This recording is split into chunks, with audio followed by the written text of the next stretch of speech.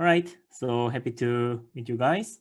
I'm a physicist from Institute for Advanced Study, and I'm relatively new to quantum computing, so it's very nice to catch up with people and talk about our all different interesting ideas. So today I want to talk about these variational quantum algorithms and especially about quantum energy landscape. By the way, if you have any question, then please interrupt me during the talk. I think that's kind of better somehow. So we are talking about variational method, which is really having a long history in physics. But I guess in recent context, this is rather framed as a way of programming paradigm called the differential programming. So this is heavily inspired from deep learning. So given a task, what we do is typically choose a function that depends on some parameters. Then we evaluate its quality based on how well it does the job. Then we optimize the function parameter theta just to reach a better score. And hopefully after doing multiple iterations, the function parameter will have converged to certain values, and the function itself will hopefully successfully do the given task. So what I'm going to discuss today is the quantum version of the variational algorithm called the VQA. So only difference, I would say, between the other classical differential programming and the VQA is now this feedback loop is quantum. So it's kind of hybrid between quantum and classical devices. So hopefully we expect that this feedback loop would lead us to get some quantum wave function that can accomplish the task.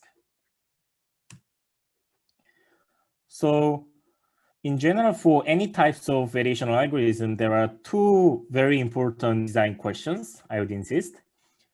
So the first question is, how can we evaluate the variational functions and make a score? So it's about choice of the objective function. And today, I don't think I have time to discuss this part. So I will just assume the usage of the Ising Hamiltonian and tries to minimize its energy. But in principle, this can be a very interesting problem.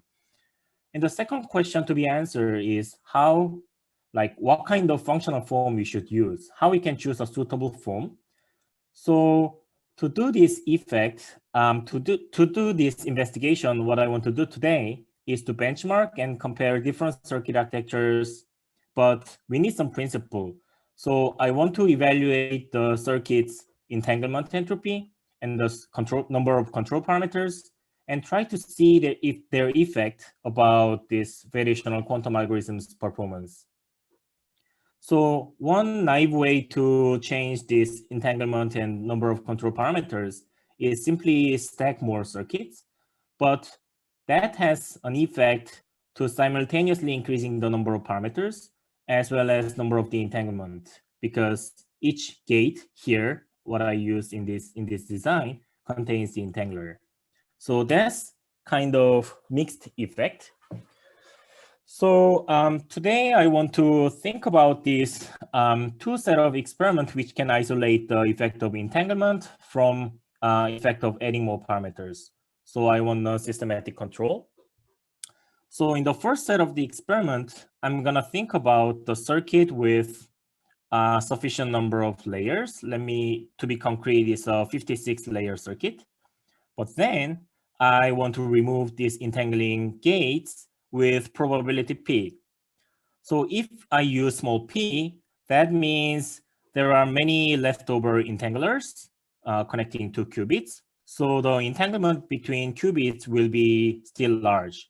But if p is taken to be large, then most of these entanglers will be removed. So that means the circuit state will support very small amount of the entanglement entropy. So that's the first kind of the experiment. And the second types of the control experiment is that we want to fix the entangling capability and only want to change the number of parameters. So what I would consider is just add more redundant parameters by inserting rotation layers randomly. And these parameters are certainly redundant in a sense that if we have the same rotation gates twice in subsequent manner, they can always be converged. They can always be merged into one gate with one parameters. So in that sense, I'm really creating a large redundancy here. but want to see if this has any effect in the final performance and on the geometry of the quantum energy landscape.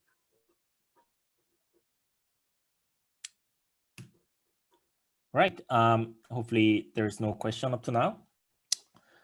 So let's see what kind of changes can be made through changing entangling capability and adding more circuit parameters. So here I draw the Hessian of the energy function, especially its eigenspectrum. So here the small eigenvalue means in the quantum energy landscape, there is a flat direction around the point. And the large eigenvalue means there is a steep directions.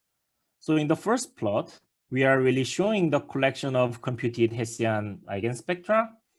So this horizontal axis spans the value and the vertical axis spans the different Hessian samples.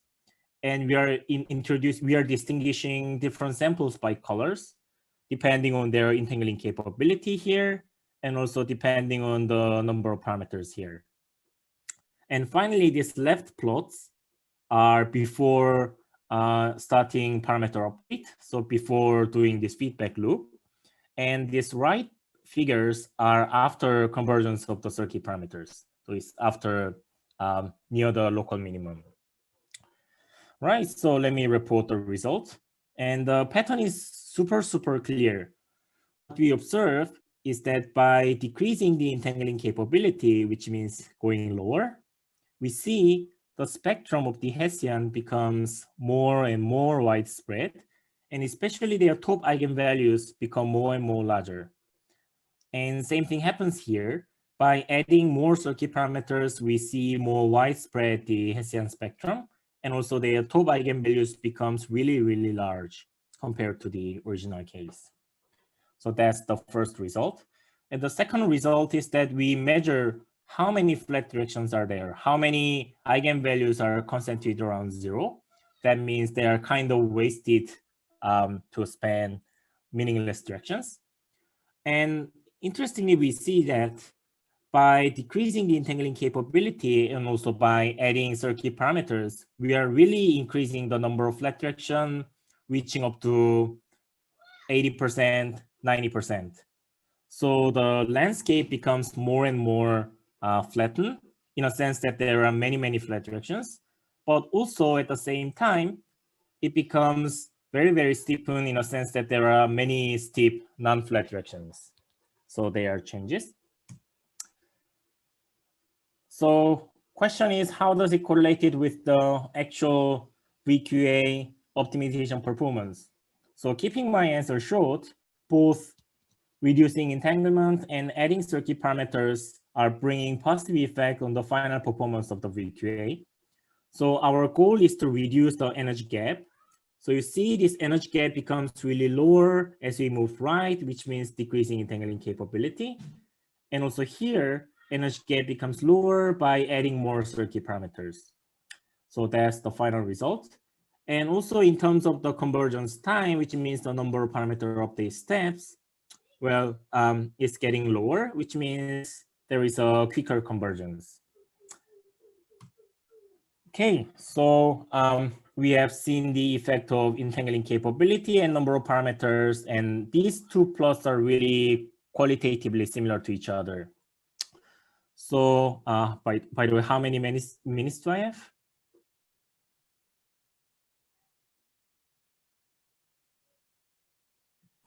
You still have a few more minutes. Okay. Yeah. Probably like 8.5 minutes in. Okay.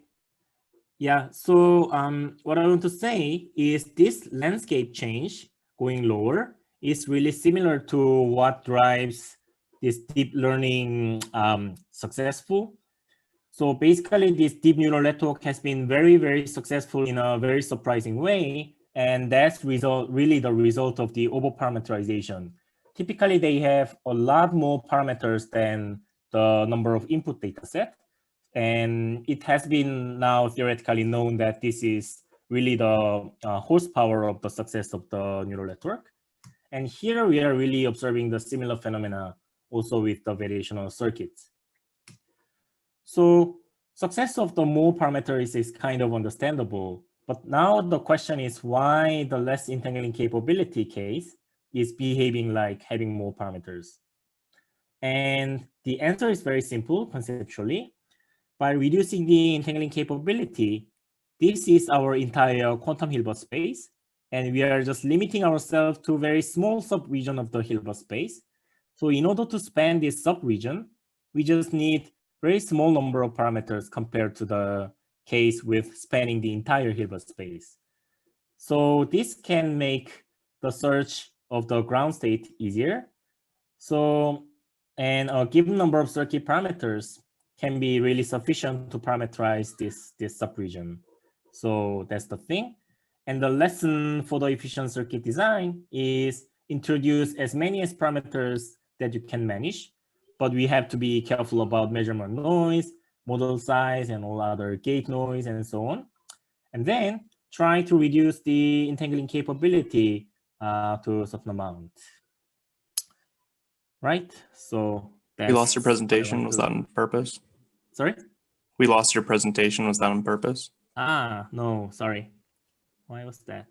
Anyway, I just finished my talk. So yeah, that's all I wanted to discuss.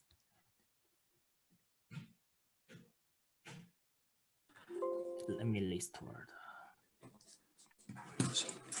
So how are you able to get the entropy values? Was that through software, or are you going on like a actual like hardware machine? Or... Oh, this entire computation is done on the simulator. So it's computation itself is nothing to do with the quantum noise and so on. It's really on the simulators.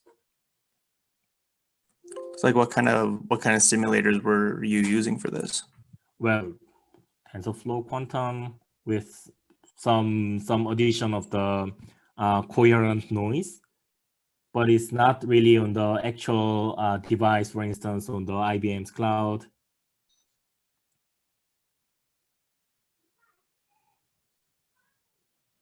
If it's the, am I answering your question? Or? Yeah, no, yeah, just the platform. Yeah, that's cool. Okay. Yeah.